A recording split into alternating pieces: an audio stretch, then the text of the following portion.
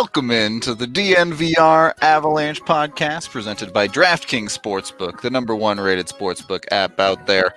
I'm your host, Rudo, joined as always by AJ Hayfley, and joined for some more draft discussion today by Jared Brown. Jared, thank you for coming on the show. How you doing? Pretty good. Thanks for having me, guys. How are you? Doing well. Obviously, Dallas just eliminated officially Stanley Cup champion Tampa Bay Lightning. Congratulations to them. The season is officially over, which means not only are we into the offseason, we are exactly 1 week away from the NHL Draft. So I'm looking forward to it. AJ, how you feeling about it? Well, I was feeling a little bit better until we woke up today and found out that Colorado is now picking 25th instead of 24th. Yeah, I guess we can start there. The Avs officially moved down to the 25th spot because they decided to award meaningless division championships, I suppose.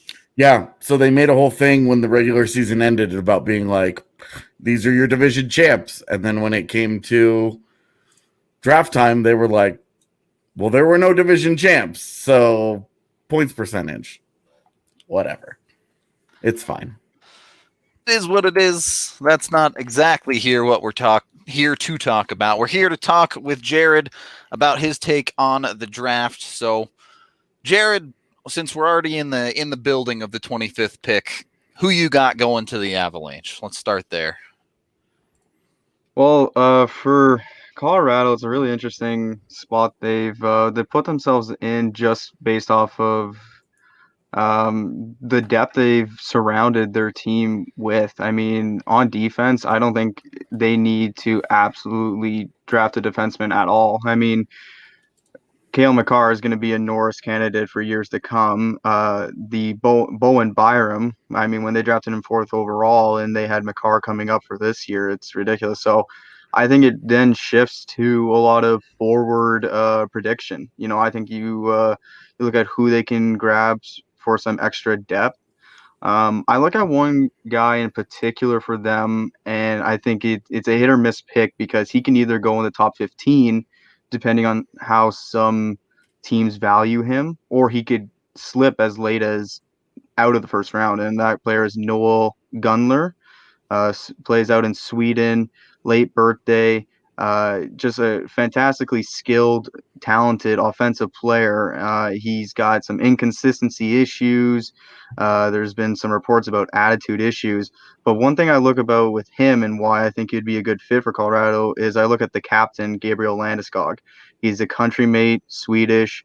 Can he maybe train or teach a little bit more professionalism into Gunler off of the rumors that have been reported? I like Gunler there. I also like Maverick Bork out in Shawinigan in the QMJHL. He's a versatile guy. He normally is a natural centerman, but I think he's going to be more of a winger at the NHL level just based off his size. But he's a guy who can open up a lot of ice due to his skating. And that's what the Colorado Avalanche did so well in. And, you know, you look at a guy like McKinnon and even Tyson Jost, I really like him and his speed and the feistiness he can bring to the forecheck. That's something Maverick Bork can also bring. So another person on the realistic list of the Avs probably taking a forward in that range. Yeah. Yeah, I think that does seem to be the case. With someone like Gunler, it certainly seems if he is there, there's a bet on talent, to say the least, for the Avs if they want to go for a high-end type of player. So I do like the pick. I mean, kid obviously has a great shot and has the potential to be, I guess, pretty darn close to what you could call a modern-day power forward. I agree. And I think when I look at Gunler, I mean, I look at someone who's got so much potential and his ceiling is a lot higher than some of the other picks around him. And so that's where, look, I think Colorado's in a spot where they could take a riskier pick because their farm system is pretty deep already. And their cap situation is fine. They're not like other teams that maybe need to draft someone who's going to come in sooner than later for them, hopefully. So you pick your poison if you're going to take a high risk pick, but if it turns into a high reward, you look like a genius. With so Colorado doesn't have a second round pick, and they only have 2 picks in the top 100.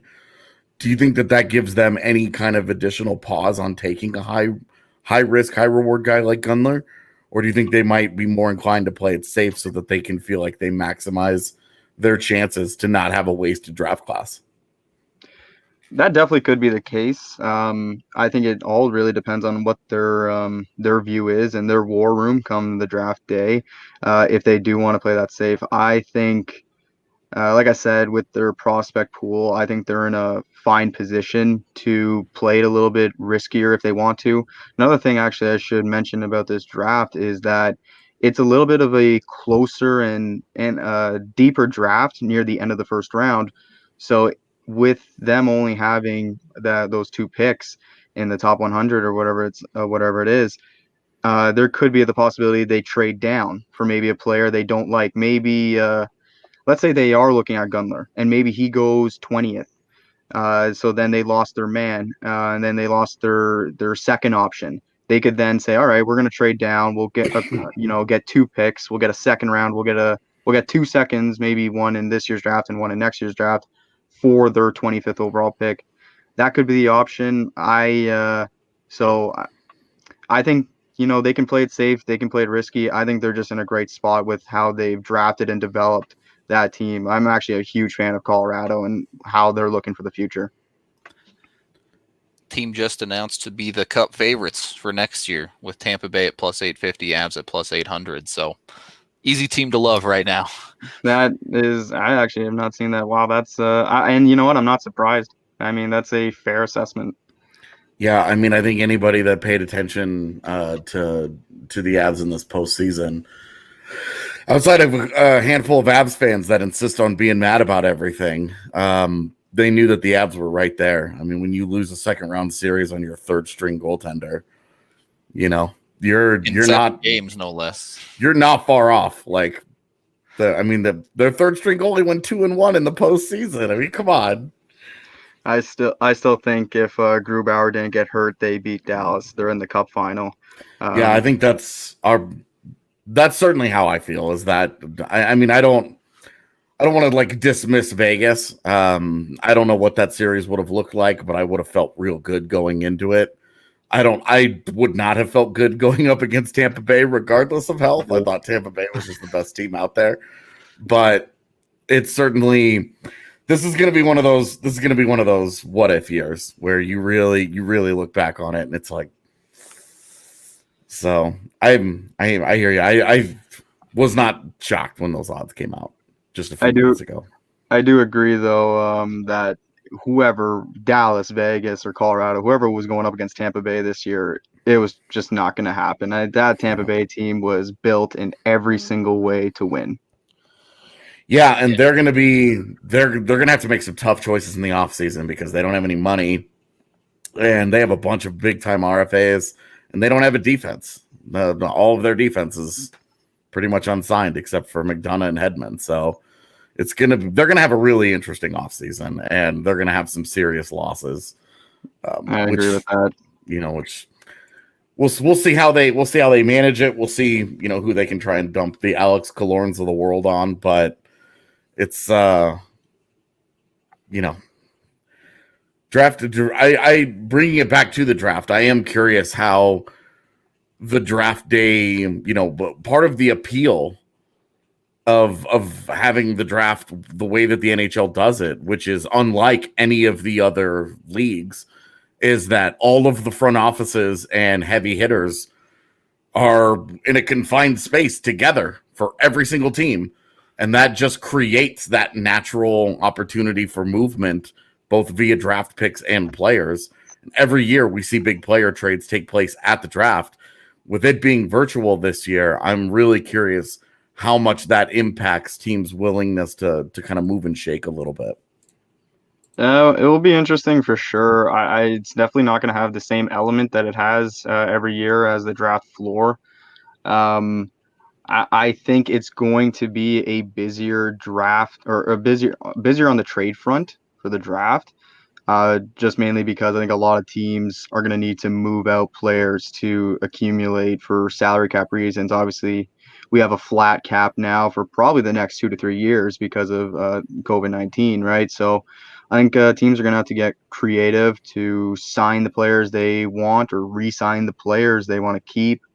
So I think there's definitely an element that it's not going to feel the same, but I'm curious to see how it will pan out as well. If there's going to be a lot of, I mean, most of the time we have a lot of trading of picks down. Yeah. I wonder if that's going to happen because that seems like it's more or less you're on the draft floor and you hear, we hear Ottawa's taking Askarov at number 5 or something like that. So, our guy's going to be there at number 6 or whatever. We don't need to trade down. So I don't think you're going to be able to get that because everyone's going to be in their own war rooms in their own their own How cities. many backroom Zoom calls are we going to have going on during this draft? Well, a lot.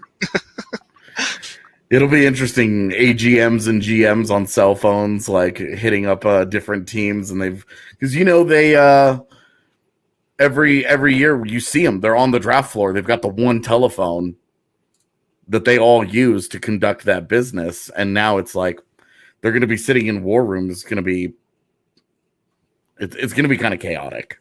Well, it was I think it was Kyle Dubas had the picture last year of him. He was on the phone with the phone you're talking about that conducts everything on the draft floor. And then he had his cell phone on the other ear and he was just dual fisting at that time. I mean, that was a great capture. But yeah, now it's going to be interesting. And they're going to be talking on the phone. They're going to have to make sure they mute themselves on their Zoom calls or their GM's going to think they're talking to them, but they're actually trying to work out a trade. Oof, just thinking about that. I always like to think that Dubas picture that he was like on his cell phone, he was actually helping with like math homework. And it was totally not draft related at all. Like it was like a life thing where he was just like doing them both at the same time. Yeah, I mean, he definitely has that look of just an absolute business student. And, I wouldn't be surprised if it was, just him, helping someone out, maybe helping his cousin or, nephew out with some math problems. Yeah, right. So, draft related. Anyway, but bringing this back around, you are more of an OHL guy. Yeah. Good year for that. Good year for that league, huh?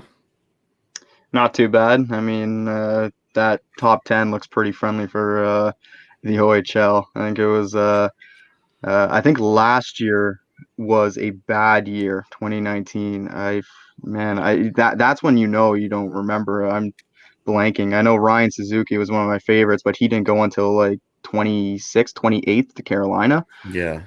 It was a bad year for the OHL last year, but this year is it's a comeback season, and there's a lot of these really the two standouts, Byfield and Drysdale, from the OHL. Those are the two big guys, but they had such high hopes from their minor midget days. I remember watching them when they were playing minor midget. Byfield with the York Simcoe Express, and Drysdale with the Toronto Marlies and the AAA clubs. They just looked like future NHLers right then and there. But yeah, it's a great year for the OHL, and we'll see if the OHL can come back to what they normally have in place. With Drysdale, why is he the top defenseman this year? I think the reason why Drysdale is mainly so there's really only two top defensemen. It's a really forward heavy first round. Him and Jake Sanderson of the USA. I think Drysdale has him on skating, hockey IQ, just the way he can conduct the offense from the blue line. Not to mention, I mean, going back to the skating, his transitional ability is next to none. And I compare it to the likes of Quinn Hughes and Cale Makar. I don't know if he's going to be able to get to that level. And I mean, that's saying something because Quinn Hughes and Cale Makar are still, just going to be entering their second seasons. But Drysdale has that skating ability, and he has that, you know, agility, and he has the elusiveness and slipperiness to just make himself go up the ice in a flash, and you're thinking, how did he get by me? The way he can just conduct himself offensively and control the puck, control the pace of play is next to none. And I love Jake Sanderson, who I think we had ranked ninth or so in our final rankings. And I just think, Sanderson's offensive ability is a little bit lower than Drysdale. I still think they're going to be top pairing guys, but I think Drysdale has a really good shot of becoming a number one defenseman for an NHL franchise. All right. We do need to take our first period break on that note and recognize Breckenridge Brewery. Look, if you're coming to Colorado and you haven't tried Palisade Peaches, it's something that you just absolutely need to do. And now you can do that with a Breckenridge Brew. The Palisade Peach Wheat Ale is their new one on the way. You will be able to get it on tap here soon at the DNVR bar, or you can always go down to the farmhouse down in Littleton and get it right from the source. They do have limited seating available, socially distance, or you can get pickup curbside from noon to 8 p.m. when you call 303-803-1380 and use code DNVR to save $5 when you pick up. And of course, our gaming sponsor, WGT Golf, another amazing one for us. Just finished up our tournament. I actually don't know who the winners were off the top of my head, but if you did pretty well, be sure to check in because you may have won a lot of money for yourself. I didn't win any money. My score was not even good enough to make the leaderboard. So, yeah, that's where that is. But if you're good at digital golf, WGT Golf, search for DNVR3, the clubhouse. We're almost full there, but we have tournaments every single weekend. So come join us and have a bunch of fun. Second period of the DNVR Avalanche Podcast presented by DraftKings Sportsbook. Here with Jared Brown, head scout of the draftprospecthockey.com. I want to stick with the OHL here, but move it back towards the end of the first round. A couple of guys that maybe could go in the Avs range. You have Jacob Perreault, Tyson Foerster, and Jan Mysak as the forwards. And then I'm curious if you can sell me on Ryan O'Rourke or not.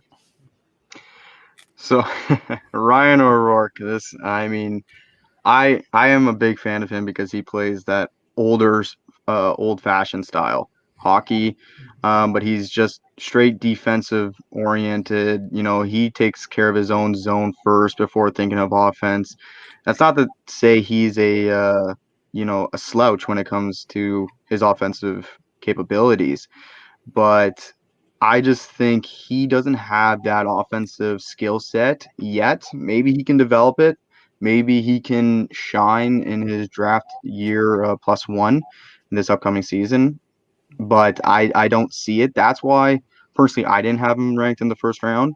Other than that, the maturity, the poise, the defensive game that he brings is very solid and already at a pro level that I think he can get there. I just need the offensive ability.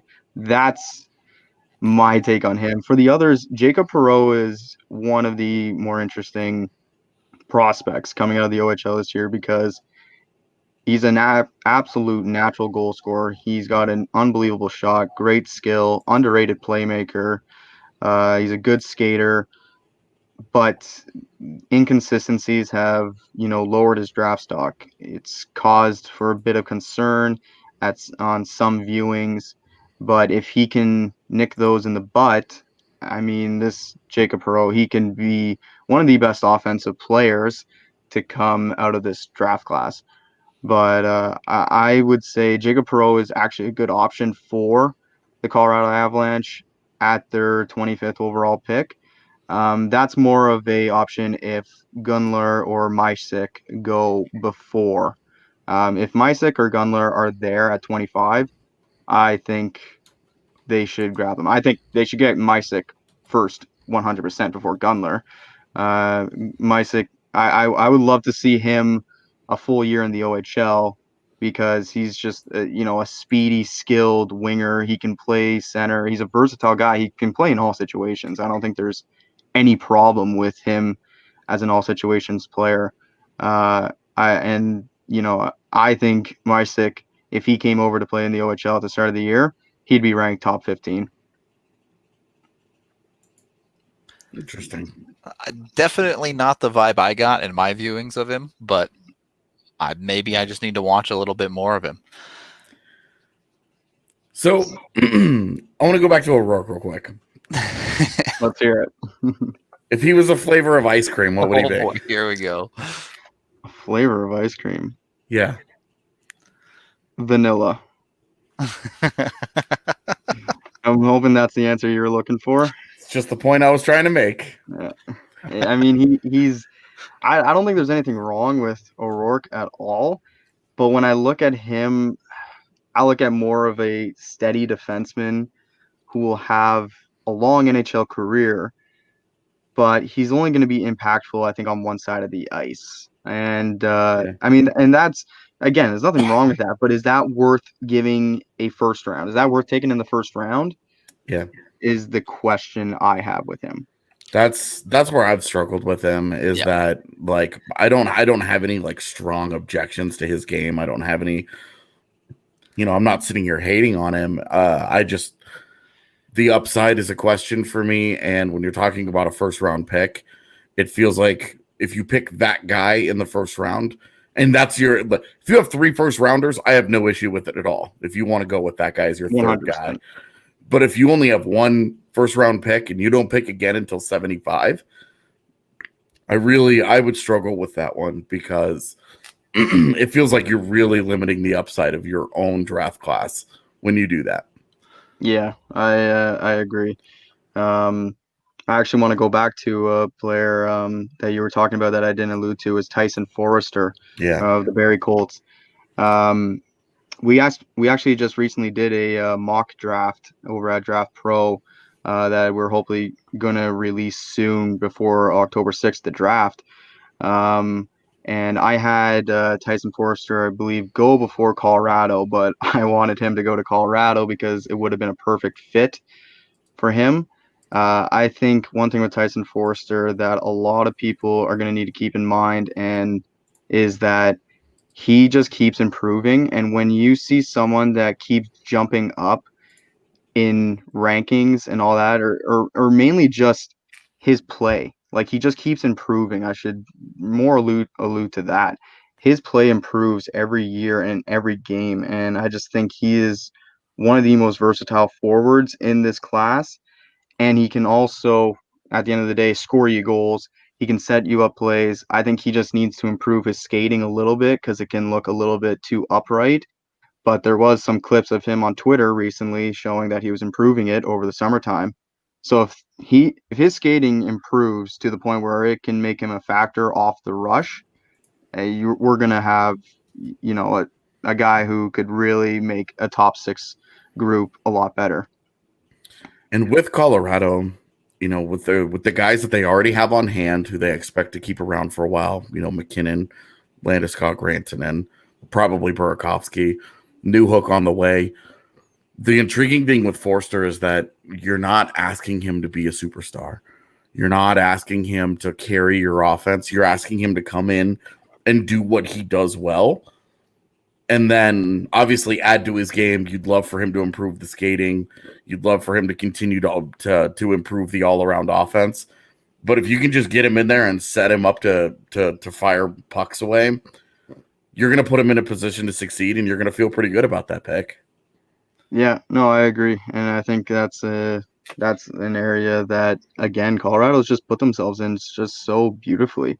They can go out and they can acquire someone who they think, hey, if he really improves, he could be a nice top 6 steal for us at the end of the day. If not, we got a bottom 6 guy who's going to contribute if injuries, whatever, or, just someone that's going to provide us depth scoring, which, I mean, I think Nathan McKinnon can do it all himself, but at the end of the day, sometimes you'll need a little bit of help from that bottom 6. If he becomes a bottom 6 guy, it's easy to see him have a career kind of like a Jamie McGinn, where the upside is limited, kind of but a guy with a really nice shot that can contribute a handful of goals to you every year and just adds a dynamic element to your bottom six that you may otherwise not have. He's also, another thing about Foerster is he's a pain in the rear. He is not afraid to lay the body. Keep in mind, this is a guy who grew 3 inches, by the way, after he was drafted in Barrie. I think he was like 5'10", 5'11" when he got drafted. He's now 6'1", and he's got NHL size right now. Yeah, he's just, he can play. He'll stick up for his teammates. He'll finish his checks. He forechecks hard. He can play that bottom six role. So yeah, the interesting thing you mentioned about growing 3 inches in just those couple of years, that's going to have an impact on that skating too, because when he stops growing and he starts to get settled into like his pro frame and he's actually like, hey, I'm the same size every day, it's gonna I think it's gonna help him with that, because we see it, and certainly we see it in the NBA a lot. Those guys have like 7 or 8 inch growth spurts where you're just like, oh my gosh, what's going on here? But you see guys, especially in today's NBA, where you see these taller players, they're trying to figure out how to play in dimensions that they're uncomfortable with.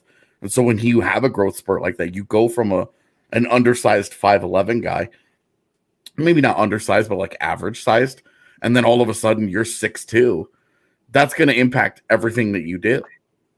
I agree. Yeah, and I think that's the biggest thing that probably held back his skating, is just developing into, his new size. So I think for his case, he's probably hoping he stops growing so he can just focus on perfecting his stride and skating ability. And at 6'2", it's like, okay, you're good. You're the perfect size to come in and be that guy. If you have a physical element to your game, you're not worried about really any of the defensemen that are going to be out there. Obviously a 6'6" guy is going to scare anybody, but there's such a small number of those guys out there, especially in the NHL, that it's like, okay, well, that's fine. You'll take your chances with that guy. But at 6'2", with a power game and a great shot, I mean, Foerster he's one of those guys we haven't talked a ton about, but he's always in every time we have a conversation about this pick. He's always a name that just like lurks. It gets hard to separate because there's so many shooters in this range between Perreault, Gunler, Foerster, Brisson. A lot of guys that put pucks in the back of the net. Yeah, it's very goal scoring heavy. I mean, I think I said earlier on the show, it was a very forward heavy first round, and again, it's a very shooter mentality first round. Just the guys you said there, they're all known for scoring. They're all known for their goal scoring. I just think if you're you're picking later in the first round, you're looking for goal scoring, you're set up perfect. It's interesting because Colorado just historically doesn't draft a lot of those guys. They don't, like, we've been talking, what is this? My 6th draft that I've covered as part of the media. And every year we talk about the need for them to add guys who have great shots, like just goal scorers. Every year we talk about it. And last year, when they took Bocage, was the first time that I could remember in a long, long time that they had taken somebody whose like number one attribute was goal scoring ability, was the shot, and then like put all the other pieces together. And now they're in this position in this draft class where we're talking about tons of these guys who it's like, oh, well, their feet aren't very good or their effort is questioned, the work ethic, whatever, right? But the shot is like the one thing that you can count on with a bunch of these different guys. I'm curious to see if they just do it, they just pull that trigger, or if they continue to find reasons to take other guys.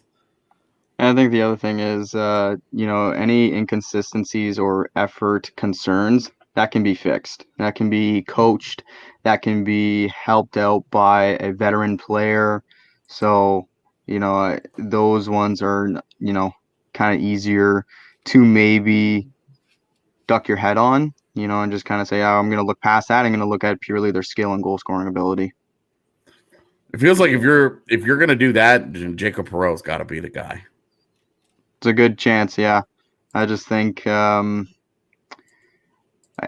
it's tough. I mean, the 15 to 30 range, it's going to be, I don't think it's set in stone by any means.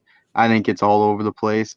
And, we'll see. But at the end of the day, I think Colorado, they can go with Brisson, Foerster. I mean, my number one picks for them are Mysick, and I would do Gunler.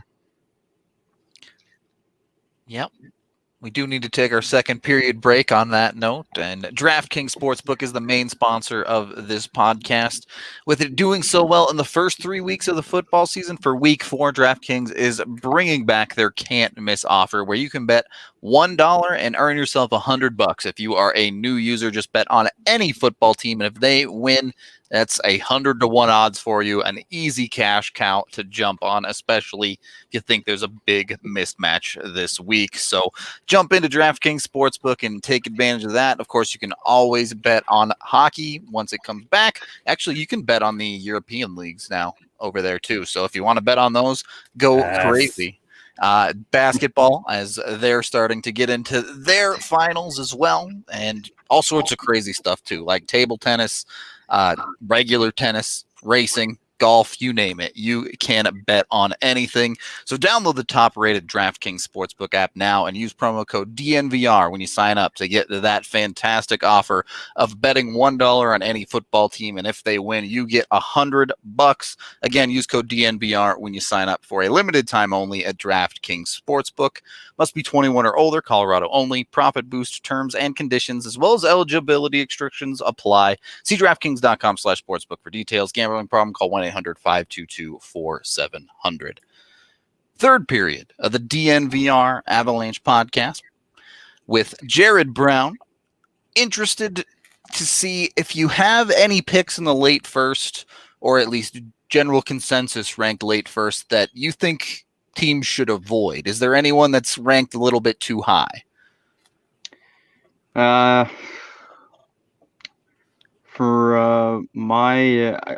don't have him in the first round, but I've seen him around a lot of first rounds. Jeremy Poirier from the St. John's Sea Dogs. I just think he's such an offensively gifted defenseman, but I did a lot of cross scouting for the QMJHL this past season as well for Draft Pro. And I have to say I was unimpressed with his work ethic and his attention to detail on the defensive side of things.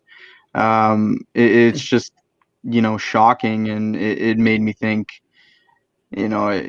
sometimes you got to, think the play a little bit, both ways and not just offense, which I think that's his mindset. He just thinks strictly offense.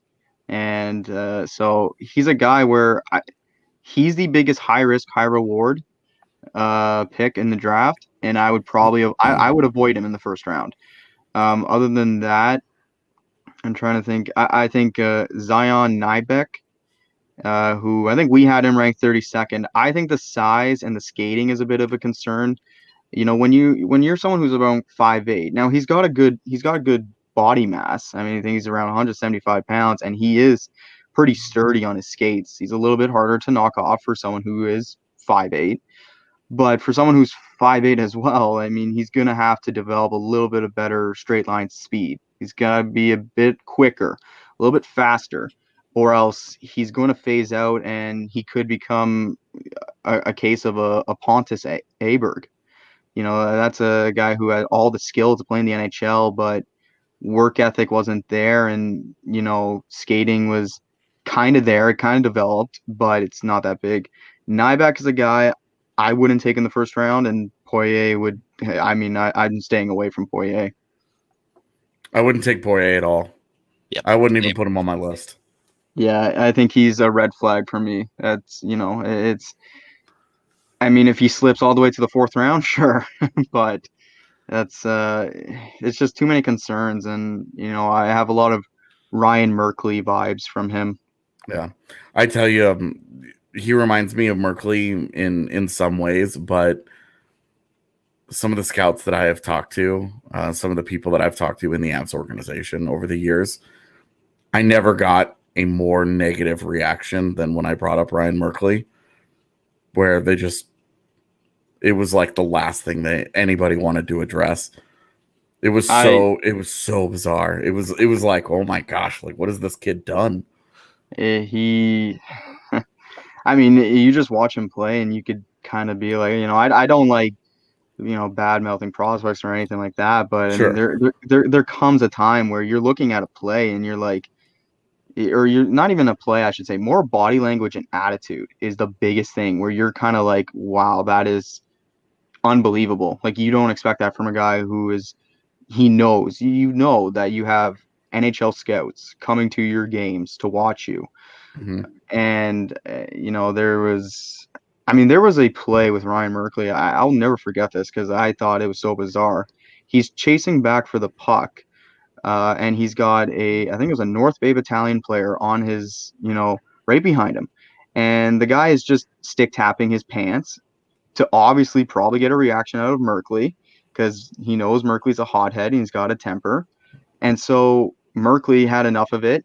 He gave up on the puck, didn't even care about the puck anymore, turned around, choked up on his stick, and two-handed the guy right into his shins. And then the guy ended up skating around him, getting the puck and getting a shot on net. He didn't score, but I wanted that guy to score so bad because I thought, I have never seen that in professional or junior professional hockey. That is a house league play. Yeah. That's pretty wild. I would have been rooting for that guy to score too, for sure. I did want to take a little bit of a deeper cut here into the draft too, and see what your thoughts were. Avs obviously don't have a second round pick, so after the first, barring a trade back or something like that, their next pick isn't until 75. Are there any kind of later round, third round guys that you really like to go in that range? There's a guy out in the OHL that I really like.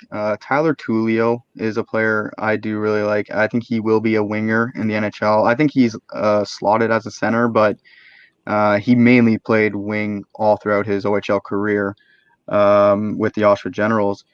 He's a buzzsaw type of player. He's just got that intense work ethic, he pushes the pace for his line.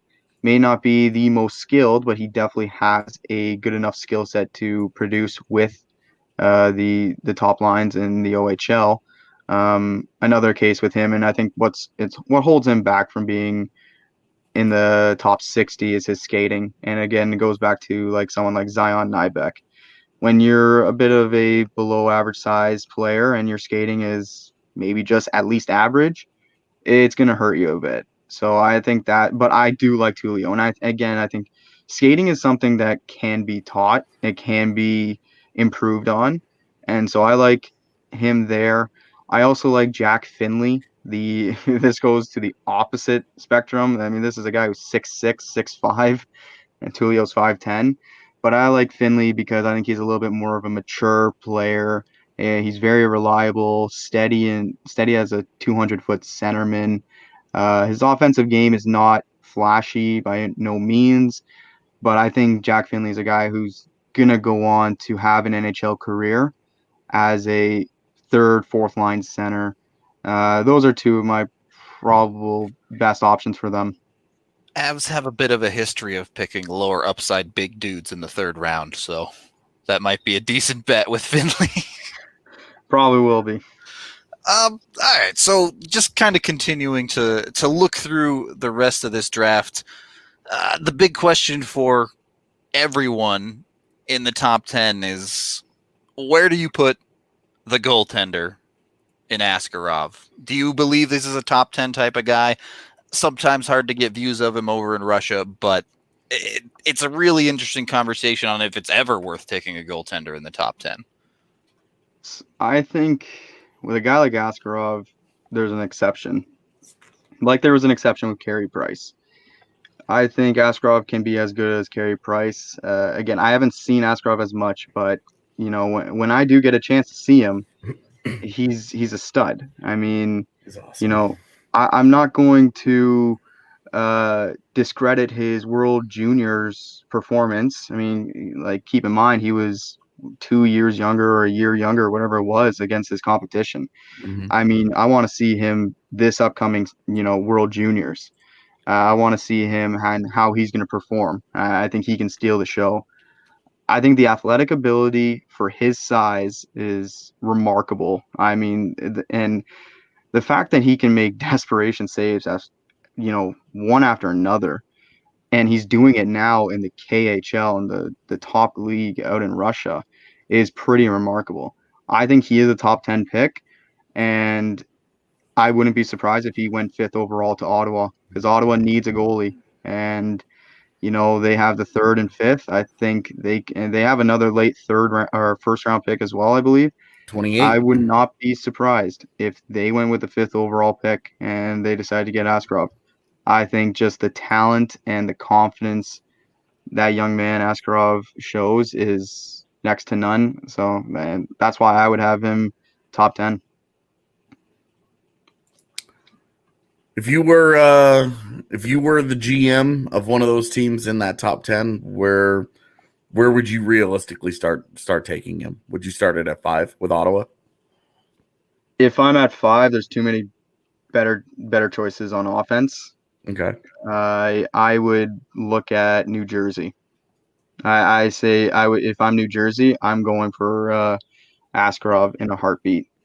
Even with Blackwood's breakout? I like Blackwood, but I don't think he's going to be their future.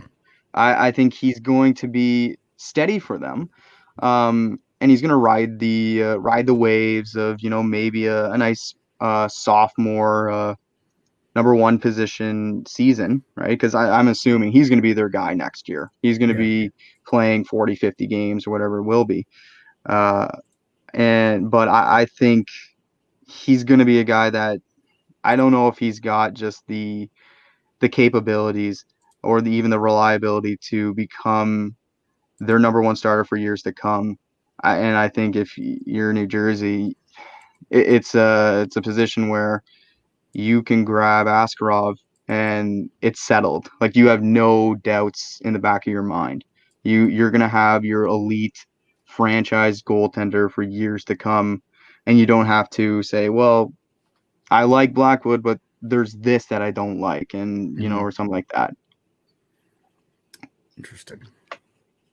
I do like that. AJ, any other questions you have? If they're take the top 3 guys out of the conversation, who do you think becomes the best player from this draft class? Just gut feeling, the guy that you really, really love, the guy that you really believe in, the one that if you had to put money on it, you would say, outside of the top 3 guys, this is the guy that I would say is my guy. Jamie Drysdale. Now I have him at 4th, so I mean he's just right out of it, but he's my guy. I think he's going to be a really special player. But that's the guy I'd put my money on to become the best player in this draft class outside of those top 3. I think he can actually even become better than Stützle. All right. High praise for the defenseman in a forward heavy class. Now I will also say Lucas Raymond would probably be my second one, and but Drysdale, it's just always had I've always had an eye and a special take on him. So maybe even Perfetti outside the top 5 then. I think Perfetti will go. I think he goes outside of the top 5, but he's a case where he's not so much of a higher risk pick, but I think he's got a little bit more uncertainties that he needs to clear up before he gets there. As I look at some of the guys who are rated above him, I think some of the guys who are slotted above him are a little bit more well-rounded right now, and they don't have some little holes. Again, I'm going to say little holes because Perfetti's game is, his skating is one area that scouts will be like, oh, he needs to improve on, but it's like, well, it's not a huge deal. He's an undersized player. How much is that going to affect him? Well, it didn't affect him at all in the OHL. He can slide passes quickly with ease before he gets crushed along the boards or anything like that. So I just think, there's little things that you have question marks with Perfetti, but that's the only reason why I have some other guys ranked above him. Yeah, I think it's perfectly fair to make that case for Lucas Raymond, especially ahead of him. So hard to argue too much with that one. Yeah, I guess we're kind of winded down here, AJ, unless you got something left. No, I'm pretty good. I'm All excited to use your guys' draft simulator for Friday. Yeah, should be excellent. If you haven't checked it out yet, go on over to Jared's website, draftprospecthockey.com. They have an amazing draft sim. If you want to run some sims and see who you end up with, you can use their thing. You can pretty much customize it to be however you want. You can send specific players to specific teams. You can even trade picks. So highly recommend it. Jared, anything else you want to plug, go for it. That's really it. Also, the other thing I'll say about the draft simulator, we did implement Bob McKenzie's final rankings. So you can switch it to use Bob McKenzie's rankings instead of our rankings at Draft Pro. Other than that, you guys can purchase our draft guide. It is available on our website for $9.99 at draftprospectshockey.com. Or you can purchase a physical copy on Amazon through the Canadian Amazon or the American Amazon for any listeners. There you go. Right through Amazon. Make it easy for us. Of course, you can also follow Jared at JaredBrown97 on Twitter if you want to follow all of his stuff. Highly recommend that as well. Yeah. I guess that is it for today's show. So thank you, everyone, for watching, listening, however you consume the podcast. And our final sponsor today is Chevalier Mortgage, one of our newest sponsors, but very happy to have them in the family. Both Mike and Virginia have been doing this job for over 15 years, and they're diehard Broncos fans as well as DNVR members. So they're part of the family, even if they just joined us as sponsors. You can find them at www.dnvrmortgage.com or call Virginia directly at 303-257-6578. Since your home is likely to be one of your largest assets and your mortgage your largest debt, they believe it is vital to consider your full financial picture when purchasing a home. That includes considering your short-term and long-term planning goals, your investments, and your tax situation. Mike and Virginia will work tirelessly to find the best loan for your situation. So when you visit them at dnvrmortgage.com, you can enter to win a free DNVR shirt or hat and get set up with a free consultation to discuss all of your options. Michael Chevalier, NMLS 1931006, Virginia Chevalier, NMLS 1910631. That is it for today. We got a bunch more draft coverage coming for you across the rest of the week. So keep it locked in here as we start to narrow things down in what might be a bit of a crazy draft day, but we're out of here and we will talk to everybody tomorrow.